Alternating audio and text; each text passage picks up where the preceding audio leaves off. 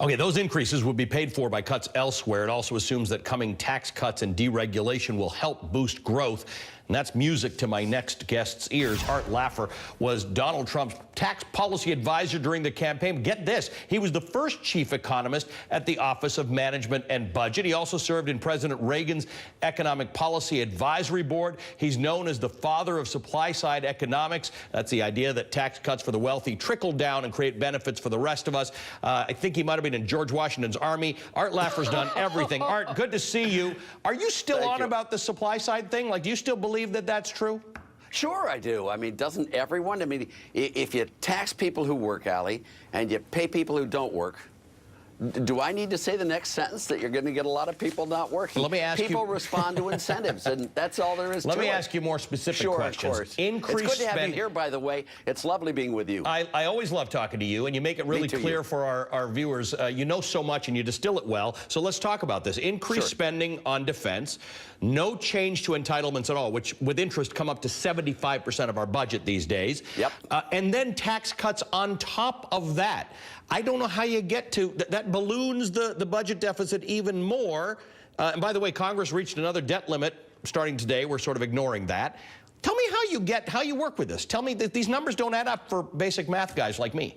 Well, you know, current numbers don't. You're going to have an increase in the budget deficit. That's going to happen. But let's talk about defense for a split second. If you look at defense, when Kennedy did the huge increase in defense spending following what he called Eisenhower's softness on military spending, you know, his argument was that the best form of defense spending is always wasted whenever you find yourself in a situation where you were required to use your military hardware and prowess. That is a clear sign you did not spend enough. And I think that's the logic underlying Donald Trump, and I'm not a military person. Now, tax cuts I am. Okay, I know that, yeah. Tax cuts, you cut them.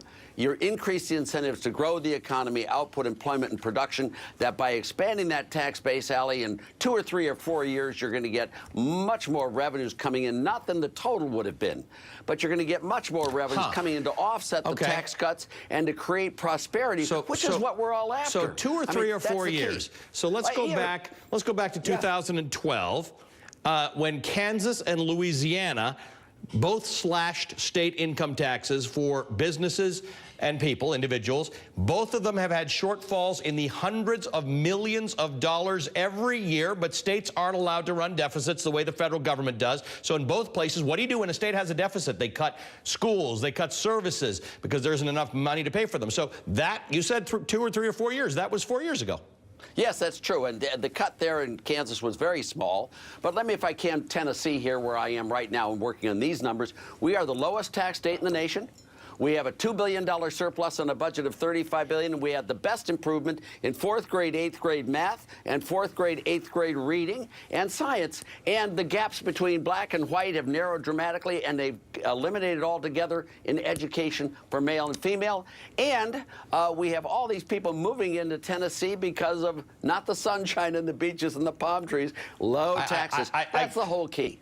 I don't think we got a whole lot of people, you know, rushing the American borders. I don't think we have all that many people moving to Tennessee, but you and I both both cherry-picked examples. We have a lot, by the way. We're the 8th largest in-migration state in the nation.